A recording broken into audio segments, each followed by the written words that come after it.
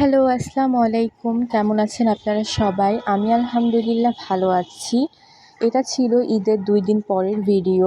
আসলে এবার ঈদের পরে তেমন কোনো ভিডিও করা হয়নি। যেহেতু কুরবানির ঈদ, সবাই কম বেশি আমরা ব্যস্ত থাকি। তো এটা ছিল মাগুরার স্টেডিয়াম পার্ক। ওইখানে চলে গিয়েছিলাম আমি আমার ফ্রেন্ডদের সঙ্গে দেখা করার জন্য। দেখতেই পারছেন বাহিরে কী পরিমাণে রোদ্দুর। আমরা ফ্রেন্ডরা বসে বেশ সময় আড্ডা দিই, গল্প করি। গল্প করার পর মনে হলো এবার আমরা রিকশাতে করে কোথাও থেকে ঘুরে আসি।